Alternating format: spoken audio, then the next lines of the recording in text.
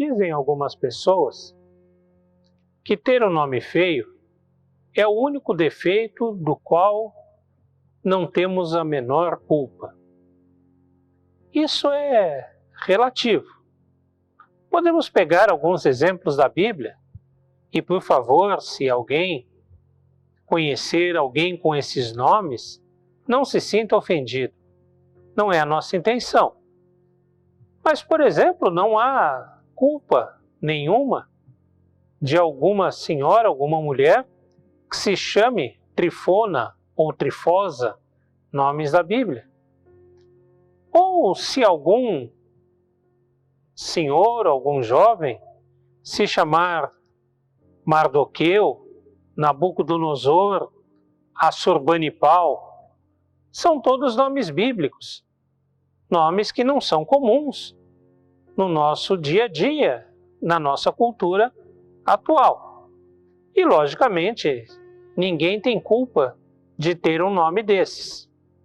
Mas vamos pegar um outro nome de um outro personagem bíblico. Cusã-Risataim. Está lá no Antigo Testamento, lá no livro de Juízes. Realmente, se chamar assim, Cusã, ninguém tem culpa. Só que Risataim significa dupla maldade. O nome, então, seria Cusã de dupla maldade. Do primeiro nome, não se tem absolutamente culpa. Agora, ser conhecido por ter maldade em dose dupla, isso as pessoas têm. Afinal, os nomes também têm a ver com a pessoa, ou os apelidos, pelo menos, têm a ver com o que a pessoa é. E o que podemos dizer, então, de levar ou ter o nome de cristão? E partiu Barnabé para Tarso à procura de Saulo. Tendo encontrado, levou-o para Antioquia. E por todo um ano se reuniram naquela igreja e ensinaram numerosa multidão. Em Antioquia foram os discípulos, pela primeira vez, chamados cristãos. Atos, capítulo 11, versículos 25 e 26.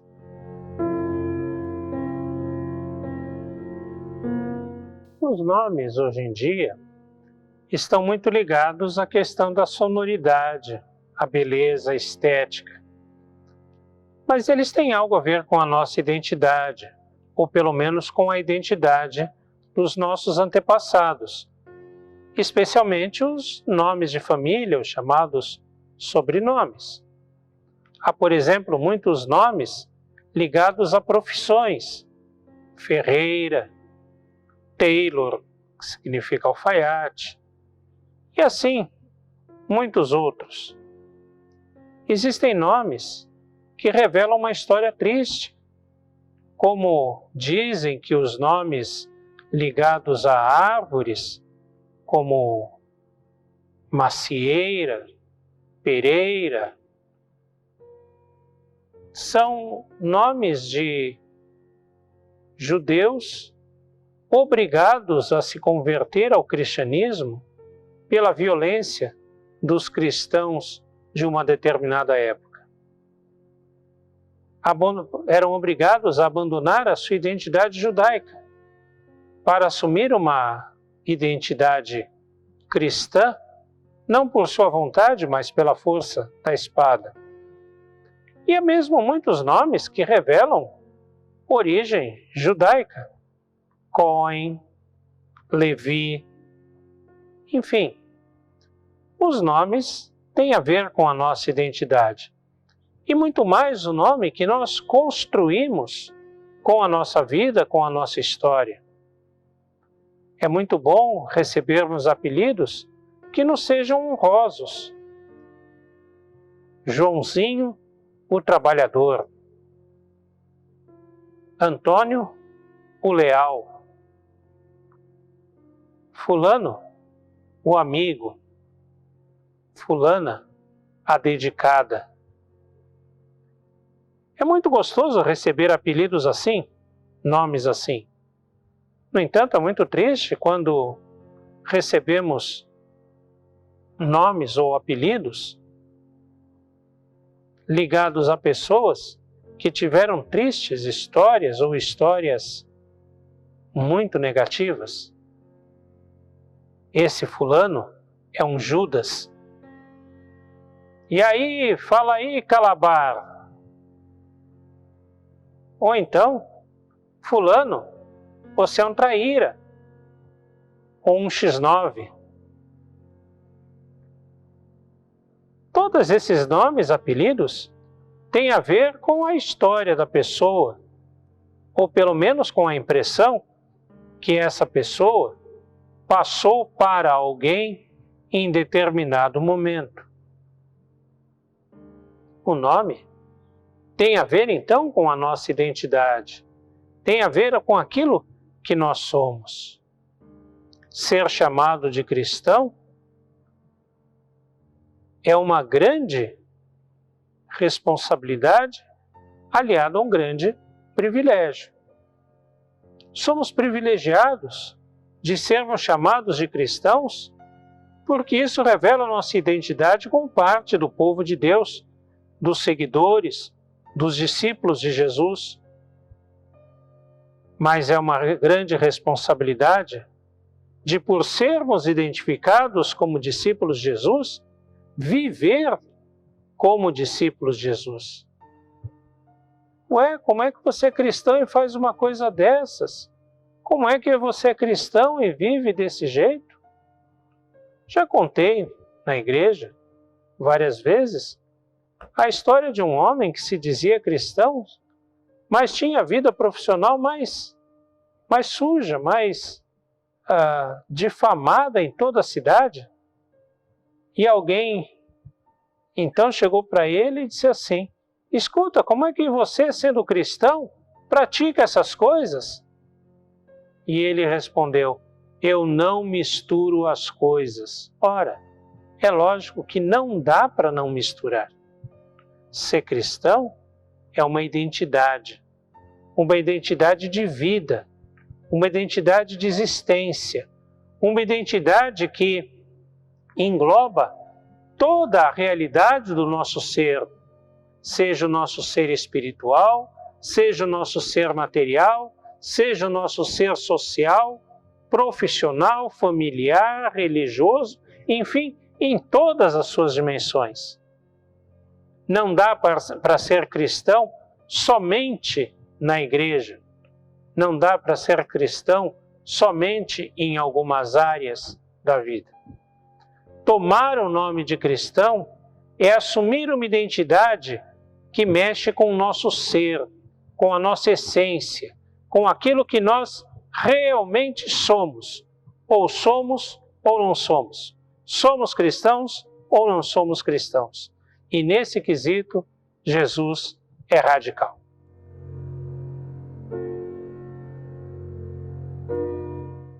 Há muitos anos atrás, quando eu estudava no seminário, e o seminário ainda funcionava lá na primeira igreja presbiteriana independente de São Paulo, na Catedral Evangélica, certa noite nós tínhamos saído mais cedo, não tinha tido as últimas aulas, e ao descermos ali no térreo, no salão que ficava aos fundos, eu ouvi uma música. Era o coral da igreja que estava ensaiando. Coral muito bonito, muito maravilhoso, e o hino também, um hino esplêndido. E eu fiquei curioso por aquela música, por aquele hino, e me dirigi à porta do salão e apenas coloquei a cabeça para dentro do salão, eu olhei um pouco por alguns segundos e saí. Quando eu saí, estava indo já quase na rua, uma senhora veio de lá do salão, uma senhora que estava ensaiando, e me abordou. Escuta, você é o filho da Nelly, do Aécio? Sou sim. Quem é a senhora? Eu sou a Maristela do Vale, eu sou amiga de mocidade, de juventude da sua mãe. Ela era filha do reverendo Isaac do Vale, pastor em cujo pastorado se construiu esse templo, esse belo templo. Mas ela veio e me reconheceu por alguns segundos que eu tinha entrado ali no salão. Mas eu nunca tinha visto, não a conhecia e nem ela a mim, de maneira nenhuma. Apenas ela me viu e veio me reconhecer, e veio falar comigo. E eu lhe perguntei, mas escuta, como é que você soube que eu era filho da Nelly, do Aécio? Ah, você é a cara do seu pai. Eu confesso que não me acho assim tão parecido com meu pai, mas ela por alguns segundos reconheceu meu pai no tempo de juventude, no tempo de mocidade. Porque são características da família que nós herdamos. Características físicas, características de comportamento, de caráter, de gostos, de pensamento. E é fato que muitas vezes nós falamos de determinada família e todos eles têm olhos azuis, todos eles são gordos, todos eles têm determinada característica, todos eles são alegres, bem-humorados, enfim. Cada família, cada um que toma determinado nome, possui certas características de identidade que lhes são próprias. Herdam tão naturalmente que nem sempre percebem até que possuem essas características. Aquilo é natural deles. Assim também é a nossa vida como cristãos.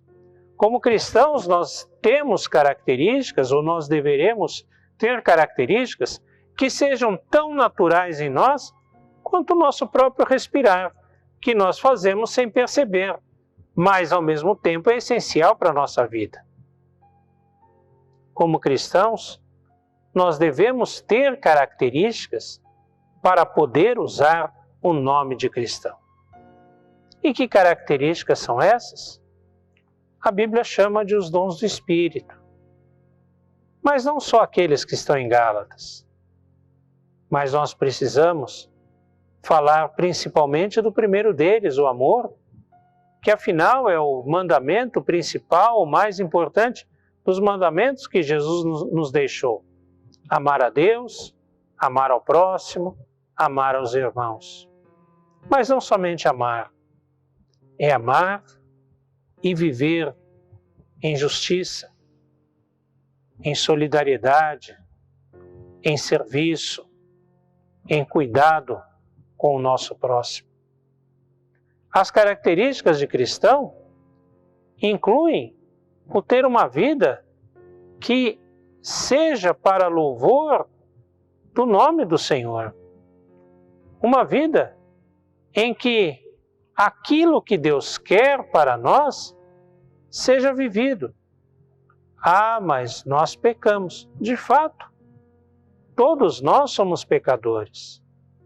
Mas uma coisa é ter o pecado como um acidente na vida, e outra coisa é vivermos em pecado ou vivermos para o pecado.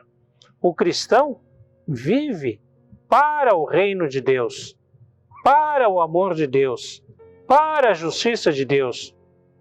O cristão vive nos caminhos da salvação do reino de Deus. E o pecado é um acidente. O cristão tem como característica o viver o reino de Deus.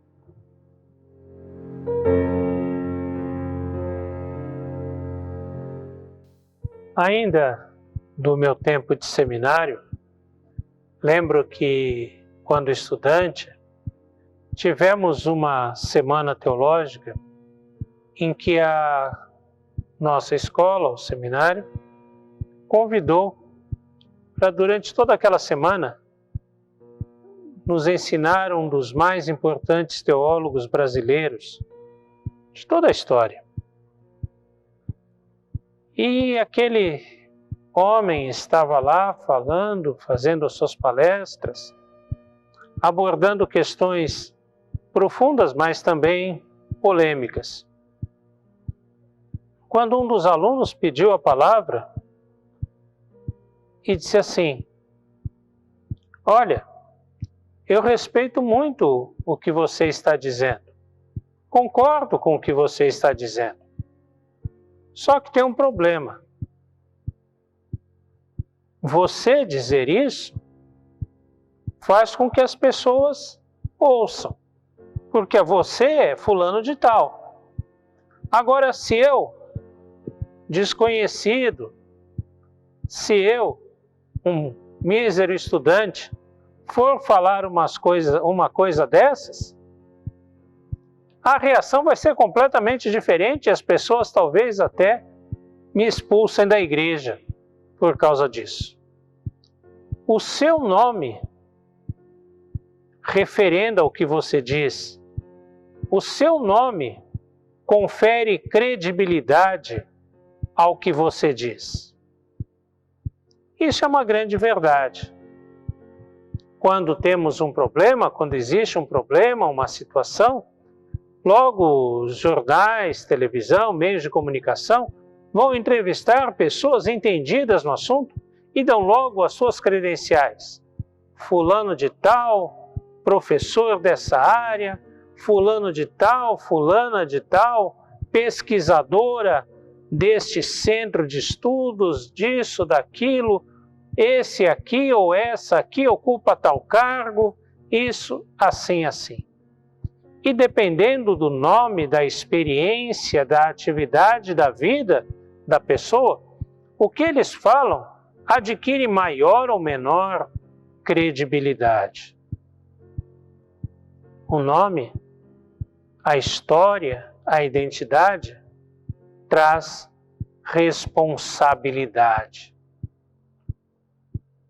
Responsabilidade de agir, de falar, de ser de acordo com aquilo que prega, com aquilo que defende, com aquilo que as pessoas pensam, imaginam, entendem que aquela pessoa ensina ou ensinou, pregou ou prega.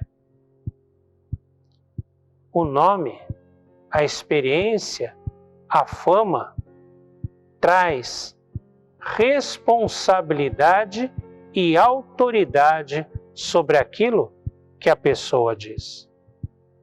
Ao tomarmos o nome de cristão, também aquilo que vivemos, aquilo que fazemos, adquire responsabilidade, adquire legitimidade, não porque é o fulano, beltrano ou cicrano quem faz, mas porque fulano, beltrano ou cicrano é discípulo de Jesus, ouve as palavras de Jesus, segue aquilo que Jesus disse.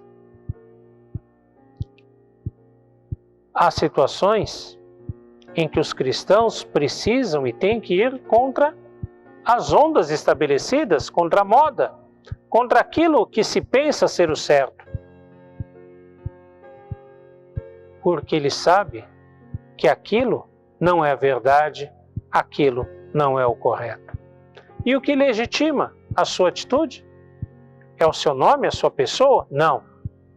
É o seu caráter de cristão. É a palavra de cristão. É aquele a quem ele segue, principalmente. É que as pessoas reconhecem que aquela pessoa não é uma pessoa qualquer, mas é um discípulo de Jesus. E como discípulo de Jesus, a sua vida, as suas palavras devem ter autoridade e responsabilidade ligados a quem segue os passos de Jesus, a quem imita a vida de Jesus. A identidade de cristão nos traz legitimidade, mas nos traz a responsabilidade de vivermos segundo os caminhos do Senhor.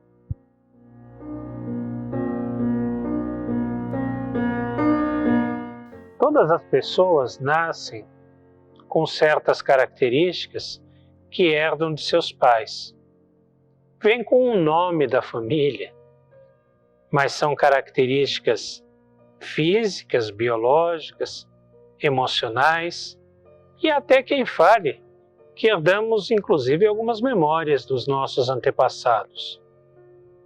Outras características nós adquirimos de acordo com as nossas experiências, de acordo com o passar do nosso tempo. Por exemplo, conheço uma pessoa que tem pavor de baratas porque talvez na infância tenha tido uma experiência traumática com barata. Assim também nós não nascemos com o nome de cristão, mas nós somos presenteados com esse nome.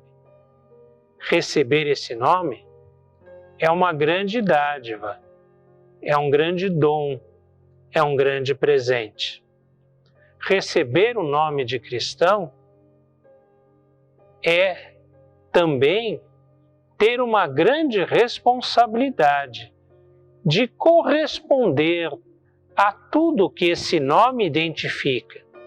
E, por favor, não pensem aqui na identificação de cristão com determinados padrões morais, com roupa que se veste, com um tipo de música que se canta, ou local que se frequenta. A identidade do cristão é o amor, é o respeito, é a tolerância, é a justiça, é a solidariedade. Essa é a identidade de cristão. É esse nome, são essas características que nós somos chamados a levar. Somos presenteados e responsabilizados em levar o nome de cristão, nome de amor, de paz, de justiça, de solidariedade e de fé.